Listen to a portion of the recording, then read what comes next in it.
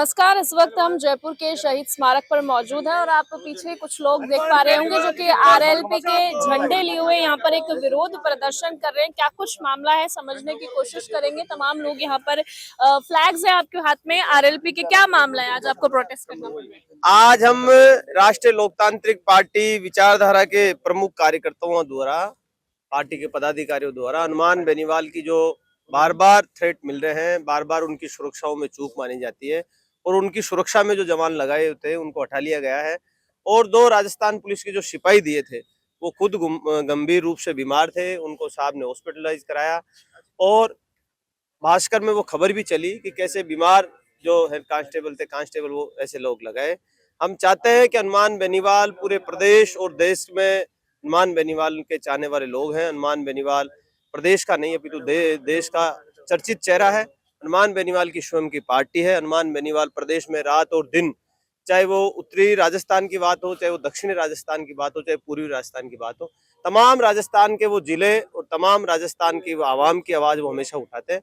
और न्याय योद्धा की उपाधि भी राजस्थान के लोगों ने उनको दी है।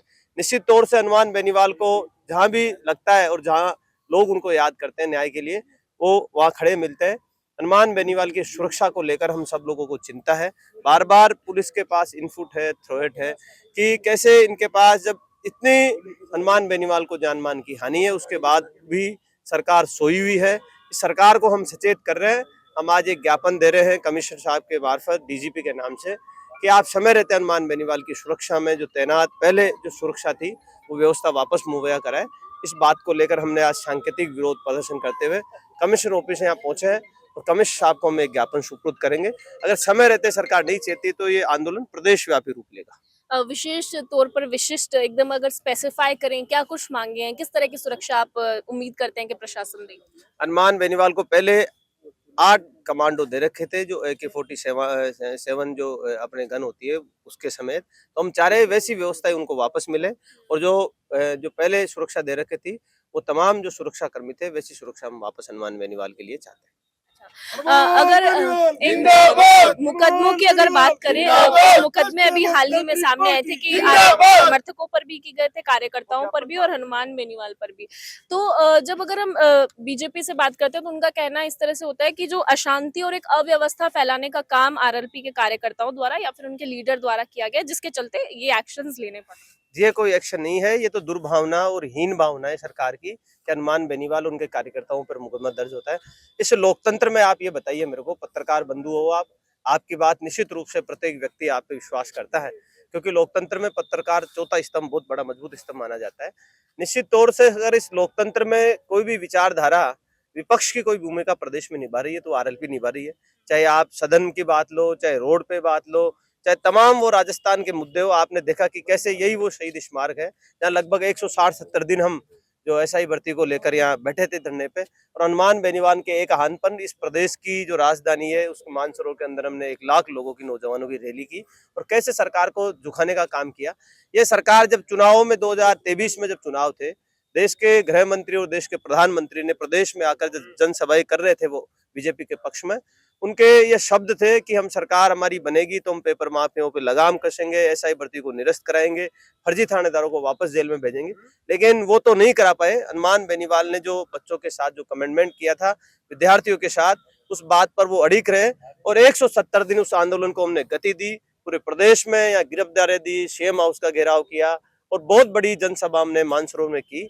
आज उसी की ताकत है और तथ्यात्मक जो रिपोर्ट, जो पेपर माफियाओं ने जो पेपर लीक किया, कैसे वो फर्जी थानेदार बढ़े, उसका प्रूफ हमने कोर्ट में पेश किया।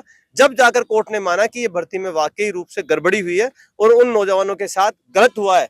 हाल ही में आप देख रहे हो कैसे प्रदेश में और देश में कैसे हालात बने हुए, नीट जैसी एग्जाम का पेपर लीक होना, कितने बच्चों ने आत्मदाह कर लिया और देश की राजधानी दिल्ली के अंदर कैसे जंतर मंतर के अंदर लाखों लोग जन सैलाब उभर चुका है। जब कल पार्लियामेंट चली, बहुत बड़ा हंगामा पार्लियामेंट के अंदर भी हुआ, देश के प्रधानमंत्री को पार्लियामेंट छोड़ के जाना पड़ा और आज हालात ये हो गए कि नौजवानों को सुनने वाला नहीं है। अगर कोई नौजवान आवाज उठाता है तो उनके ऊपर मुकदमे दर्ज कर दीजिए। हनुमान बेनीवाल के ऊपर कोई ऐसी कोई द्वेषतापूर्ण, ये विचारधाराएं अलग अलग हो सकती है लेकिन द्वेषतापूर्ण भारतीय जनता पार्टी ने हनुमान बेनीवाल के और उनके कार्यकर्ताओं के ऊपर मुकदमे दर्ज किए। अब आप देखिए, रियावाड़ी में हमारा आंदोलन था सर्दियों में, अब चल रहा है जुलाई, 6 महीने बाद में मुकदमा दर्ज किया है। बताओ आप कहाँ का कानून है ये? मतलब व्यवस्था टारगेट की किया जा राजनीति, रहा है कहीं। टारगेट ही किया जा रहा है। लेकिन हम डरने वाले नहीं है। हनुमान बेनीवाल खुद भी नहीं डरता है, उनके कार्यकर्ता भी नहीं डरते हैं, क्योंकि इन मुकदमों से कुछ होना जाना नहीं है।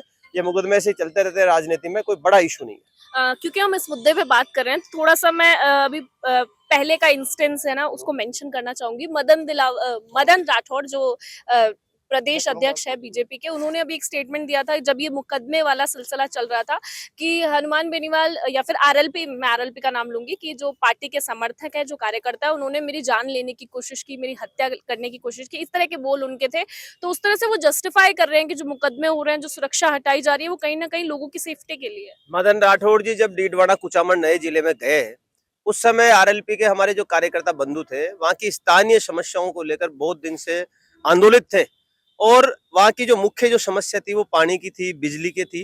इन तमाम मुद्दों को, इशुओं को लेकर वो प्रोटेस्ट कर रहे थे। जब मदन राठौड़ वहाँ एक कोई कार्यक्रम में गए थे, उस कार्यक्रम के दौरान वहाँ कार्यकर्ताओं ने अपनी बात रखी थी तख्तियां दिखाकर, उसमें तो वो घबरा गए। और मदन राठौड़ जी की हठधर्मिता ये देखी है कि उन्होंने हमारे कार्यकर्ताओं के ऊपर मुकदमे तो दर्ज कराए, जेल भी गए, जेल में उनको 2-2, 2.5 महीने से जमानत भी हो गई।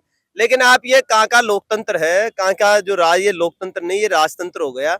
उनकी हठधर्मिता देखिए कि कितने राज की वो गरिमा गिरा रहे। उनके इशारों पर ये आप ये देखिए, एक तहसीलदार, उसके बेलेबल धारा 151, उसमें वो बेल ले सकता है। 151 में कोई बेचारा, जब कोई बेल तहसीलदार ने ले ली, उसका ट्रांसफर कर देना, उसके बाद में वहाँ एसपी लग रहा था ज्ञानचंद यादव, उस ज्ञानचंद जी यादव का भी ट्रांसफर कर देना, थाना अधिकारी का ट्रांसफर हो जाना। ये कहीं ना कहीं ये दर्शाता है कि सरकार जो सत्ता के मंद में अपने आप को एक डरी तो हुई है, और अपनी सरकार जो अपनी जो पावर का इस्तेमाल करते हुए दर्शाना चाहती है कि हम पावर में हैं, हम सत्ता में, इसका दुरुपयोग हम कर रहे हैं। फिर से वही इंस्टेंस एक बार लेते हैं। अभी जब रविंद्र भाटी भी इन मुद्दों को लेकर खड़े होते हैं और हनुमान बेनीवाल, दोनों पर मुकदमे दर्ज हुए हैं, दोनों जो कि है सरकार के खिलाफ अक्सर सामने आते हैं जब भी कुछ बुरा होता है या फिर वंचित वर्ग के लिए खड़े होते हैं। तो क्या ये जो स्टेटमेंट्स दिए जा रहे हैं, हम समझ सकते हैं कि जानबूझ के ही टारगेट किया जा रहा है और कोई लेना देना नहीं है मुकदमे का, क्योंकि 6 महीने बाद मुकदमा होता है, जैसे आपने बताया था जो हाईवे वाला मामला। निश्चित रूप से तो टारगेट करके तो सरकार कर रही है ना। अभी हाल में विपक्ष में आप देखिए, कई नेताओं ने ये भी बयान दिया है कि हनुमान बेनीवाल के जो कार्यकर्ताओं पर, हनुमान बेनीवाल पे अनाप शनाप मुकदमे प्रदेश की सरकार कर रही है। अगर आरएलपी का ये नया योद्धा, किसी के बैनर पोस्टर लिखा हुआ गाड़ी को पीछे कोई चालान, गाड़ी के पीछे कोई पोस्टर लगता है, उसका चालान कर देते हैं, उसको बंद कर देते हैं, फिर भी कार्यकर्ता नहीं घबराते हैं। हनुमान बेनीवाल इस राजस्थान के 36 बिरादरी के लोक लाडले हैं और लाखों लोगों के दिलों में राज करने वाले हैं। निश्चित तौर से उन्होंने इस प्रदेश के लिए अपने जीवन के 25 वर्ष संघर्षपूर्ण जीवन उनका रहा है, और खुद की उनकी स्वयं की पार्टी है। राज में आना नहीं आना, लेकिन विपक्ष की भूमिका प्रदेश में जो आरएलपी निश्चित रूप से निभा रही है। विपक्ष की भूमिका की हम बात कर रहे हैं, आप अच्छा ठीक है सर, विपक्ष की भूमिका की हम बात कर रहे हैं। कल अभी जंतर मंतर का जो है मेंशन किया सर ने, हनुमान बेनीवाल खुद वहां पर पहुंचे और कल ऐसी खबरें सामने आती है कि बच्चों के बुरी तरह से उन्हें लाठियां मारी जाती है, महिलाओं के कपड़े तक फाड़ दिए जाते हैं, इस तरह का मतलब व्यवहार। देखिए, लोकतंत्र के अंदर प्रदर्शन करने का सभी को अधिकार है, संवैधानिक अधिकार है, मौलिक अधिकार है, लेकिन इस प्रकार से लाठी और गोली के दम पे किसी भी आंदोलन को देश के अंदर दबाया नहीं जा सकता। ये जो कर रहे हैं, ये सरकार बिल्कुल निम्न स्तर का काम कर रही है, क्योंकि महिलाओं के सम्मान की बात कर रही है। दूसरी तरफ जो बालिकाएं, महिलाएं जो प्रदर्शन में आ रही है, बहन बेटियां, उनके कपड़े फाड़ना, उनके ऊपर लाठी बरसाना, जिस प्रकार से जो आंसू गैस के गोले छोड़ना और उनको भगा भगा के मारना, ये लोकतंत्र नहीं है, ये हिटलरशाही है और ये तानाशाही है। इस तानाशाही का अंत होगा, क्योंकि युवा जाग चुका है। जिस प्रकार देश और प्रदेश के अंदर युवा रोडों पे है, सड़कों पे है, लाठी गोली खा रहा है, तो कहीं न कहीं ये परिवर्तन का आगाज है। देश के अंदर निश्चित रूप से परिवर्तन होगा। आप भी एक स्ट्रॉन्ग विपक्ष है राजस्थान में भी और अब सेंटर लेवल तक पहुंच रहे हैं हनुमान बेनीवाल, आपका क्या टेक रहेगा आरएलपी का, कि क्योंकि हनुमान बेनीवाल भी वादा कर चुके हैं कि संसद में इस मुद्दे को अब उठाएंगे और जो कॉकरोच जनता पार्टी वाला प्रोटेस्ट है या फिर यूं कहे स्टूडेंट्स का जो प्रोटेस्ट है, उसको लेकर हम अपनी जो है राय और अपना एक मुद्दा वहां पे बनाएं। देखिए, नेताजी हमेशा से जो है पीड़ित शोषित की आवाज जो है उठाते रहे हैं। टोल मुक्त राजस्थान, फ्री बिजली, हर हाथ रोजगार, हर खेत पानी, सशक्त लोकायुक्त, ये सब किसी ने प्रदेश और देश में बात की तो वो हनुमान बेनीवाल जी है। हनुमान बेनीवाल जी जहाँ कहीं भी युवाओं के ऊपर हक और अधिकार का हनन होता है, कुठाराघात होता है, वो लोकसभा के अंदर उठाते हैं। तो निश्चित रूप से युवाओं के साथ खड़े मिले। जिस प्रकार से नेताजी कल गए, परसों भी गए, 2 दिन से लगातार युवाओं के संपर्क में, उनकी मदद के लिए लोकसभा जो है देश का सबसे बड़ा पटल है, उन पे रखने के लिए पुरजोर तरीके से कोशिश करेंगे और हम लोग तो सारे जो है प्रदेश के अंदर अपोजिशन के अंदर पिछले 2018 से और उससे पहले से कोई लड़ रहा है तो हम लोग ही है। पेपर माफियाओं के खिलाफ, भू माफियाओं के खिलाफ, बजरी माफियाओं के खिलाफ, अलग अलग माफियाओं के खिलाफ किसी ने लड़ाई लड़ी तो वो राष्ट्रीय लोकतांत्रिक पार्टी है। हम लोगों ने लाठियां खाई, हम लोगों के ऊपर आंसू गैस छोड़े गए, जेलों में डाले गए, सैकड़ों केस दर्ज हुए, लेकिन हम पीछे नहीं हटे। और राजस्थान के अंदर कांग्रेस और भाजपा का मिलाजुली का खेल है। 2000 करोड़ के घोटाले हुए, कोई बोल नहीं रहा है। जिस प्रकार का प्रदेश गर्त में जा रहा है तो कोई धनीदोरी नहीं। भजनलाल जी आराम से मस्ती में मस्त है। आप बताओ कि 2 बीमार कांस्टेबल सुरक्षा में भेजे हैं। मैं तो कहूंगा भजनलाल जी आप मुख्यमंत्री पद का इस्तीफा देके कोई मंदिर पकड़ो, मंदिर में सेवा पूजा अर्चना करो, आप उसी के लायक हो। आप प्रदेश नहीं चला सकते। प्रदेश को बीमारू प्रदेश का दर्जा दिलवा दिया। ये जो बीमारी वाली बात कर रहे हैं, किस तरह से पुष्टि की गई है बीमारी? देखिए हॉस्पिटल के अंदर भर्ती कराया है, हॉस्पिटल के अंदर डॉक्टर देख रहे हैं। जब हॉस्पिटल कौन जाएगा, क्यों लेके जाएंगे? सांसद महोदय खुद ले गए हनुमान बेनीवाल जी हॉस्पिटल के अंदर। वो कार्डियो की बीमारी से, न्यूरो की बीमारी से, और पहले भास्कर ने ये लिखा है कि वही कांस्टेबल पकड़ा गया ड्रग के अंदर, वही कांस्टेबल है, सुरक्षा में लगा दिया। जो खुद नहीं चल पा सकता, खुद का स्वास्थ्य ठीक नहीं, वो क्या हनुमान जी की सुरक्षा करेंगे बताओ आप? तो ये इस देश का दुर्भाग्य है कि इस प्रकार के लोग हैं। भजनलाल जी की स्तर जो है, मानसिक स्तर बिल्कुल गिर चुका है। आप बताओ कि सुरक्षा क्यों नहीं उपलब्ध होनी चाहिए? एक संवैधानिक पद पे है, उनको बार बार थ्रेट मिला है, बार बार वीडियो वायरल हो रहे हैं, जगह जगह से प्रदेश के अंदर अलग अलग वीडियो वायरल हो रहे हैं, धमकियां मिल रही है, और फिर भी उन्होंने सुरक्षा हटा दी। तो क्या जताना चाह रहे हैं, क्या मैसेज देना चाहते हैं इस प्रदेश के अंदर? हमारी एक ही मांग है कि हनुमान बेनीवाल जी को हथियारबंद AK-47 के 8 कमांडो उपलब्ध करे जाए और पूरे परिवार को सुरक्षा दी जाए। सुरक्षा नहीं दी तो फिर ये नौजवान वापस रोडों पे आएगा। कितनी उम्मीद है आपको कि आपकी मांग सुनी जाएगी? हमें पूर्ण उम्मीद है। राष्ट्रीय लोकतांत्रिक पार्टी का नौजवान अब सांकेतिक रूप से आए। अगली बार हम जो है रोडों पे बैठेंगे, चाहे लाठी चले चाहे गोली, हम खाने के लिए तैयार हैं हनुमान बेनीवाल जी के लिए।